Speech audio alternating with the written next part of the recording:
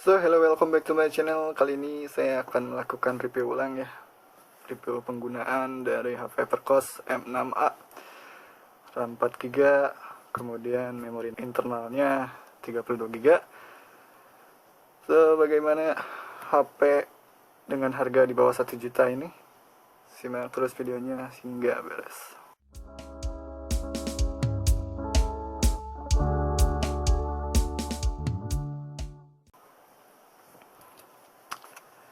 So, di sini pembeliannya kurang lebih pada tanggal 12 Januari 2021 dan mungkin diterima pada tanggal 13 Januari atau 14 Januari.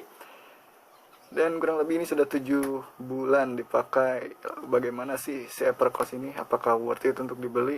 Terutama untuk kalian yang mencari HP dengan RAM 4GB dan bisa diandalkan untuk kebutuhan seperti bekerja ataupun untuk belajar online ya, untuk melakukan Zoom ataupun upload tugas.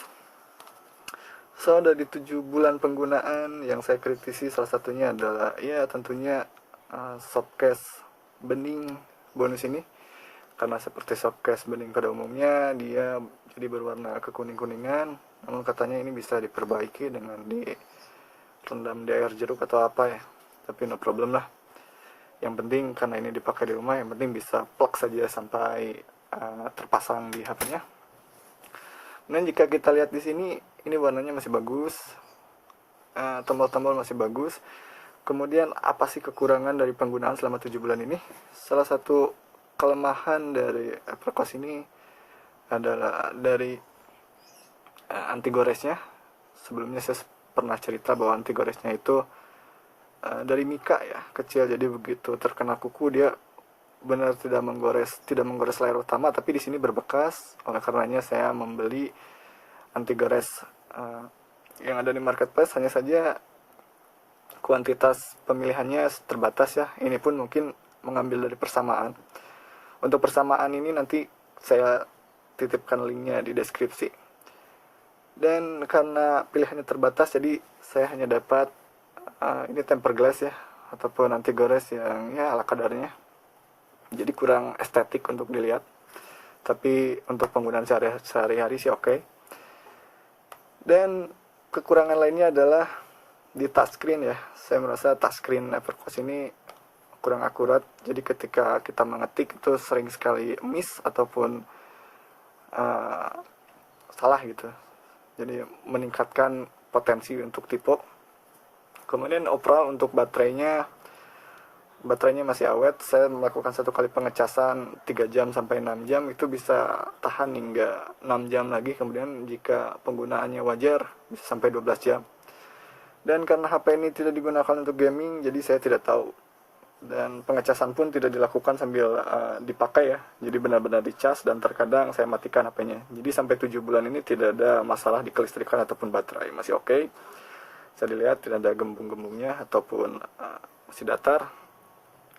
Namun jika kalian yang sering membongkar casing, ada sedikit yang saya kritisi, di mana di bagian tombol-tombol sini, kalau misalkan pemasangannya tidak presisi ataupun nyangkut, dia bisa bengkok ya. Di bagian sini, di bagian volume saya pernah nyangkut dan si casingnya sampai penyok. Tapi untungnya casingnya sedikit fleksibel, jadi bisa saya tekan lagi, dan walaupun nggak serapih dulu tapi masih oke lah. Dan apalagi kekurangan dari Evercost ini, jika kalian menekan tombol ini ya, ini dia kurang responsif, bahkan nggak berfungsi ya. Barusan saya tekan tapi dia tidak mati, kurang lebih.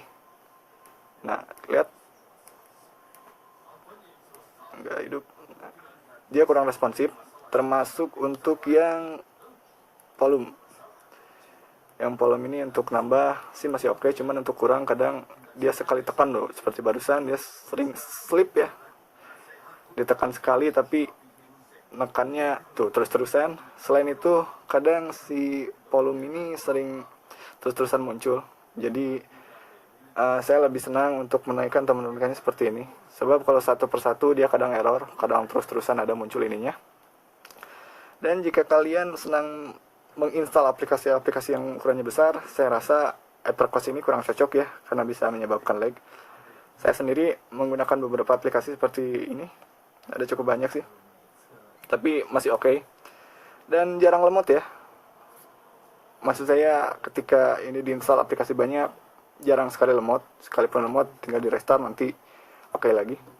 Tapi mungkin jika kalian melakukan penginstalan aplikasi-aplikasi yang besar seperti PUBG atau game-game berat lainnya, mungkin hasilnya akan berbeda, akan sangat lemot mungkin ya. Dan salah satu yang saya kritisi lainnya adalah ini terkadang sering restart, tapi tidak seperti Samsung yang dulu ya, sering restart ketika dimainkan. Ini enggak. Misal saya sering melakukan charger lalu mematikan kemudian menghidupkan, dan beberapa kali ataupun sesekali ya, hanya kurang lebih mungkin 3 kali dia sering merestart sendiri. Tapi overall sampai sejauh ini 7 bulan pemakaian masih oke untuk digunakan.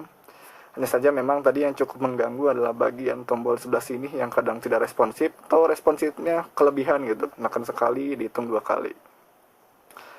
Dan untuk baterai sih masih oke-oke aja, karena ini HP digunakan hanya untuk bekerja ya, tidak digunakan untuk gaming. Kalau gaming saya menggunakan emulator di PC, jadi biar nyiksanya lebih oke gitu. Kalau di sini kan takutnya mati juga IC-nya, karena biasanya smartphone itu lemahnya di baterai ataupun IC gitu. Dan secara overall worth it nggak ini dibeli dengan harga kurang lebih 970.000 ya. Menurut saya ini sangat worth it. Lebih sekarang Evercost mengeluarkan M6A dengan tipe RAM 3GB ya. Ini yang 4GB nya. Mungkin karena laku, jadi Evercost mengeluarkan yang versi 3GB nya ya. Jadi bukan M6 tapi M6A versi 3GB. Dan bentuknya sama seperti ini, hanya RAM-nya berbeda. Dan sekali lagi, ini dari 7 bulan penggunaan sangat worth it. Saya masih senang untuk bekerja di sini, mengirim-ngirim file, memotret, dan browsing juga. Selebihnya mungkin kita explore di lain waktu. Dan video ini saya cukupkan sampai di sini. Oh ya, ini bukan video endorse ya. Saya tidak di-endorse oleh Evercost. Jadi saya independen. Dan jika kalian ingin tidak usah lah. Jika kalian ingin beli ini, cari sajalah di link Shopee atau Tokopedia banyak. Oke, terima kasih sudah menonton video ini. See you next time.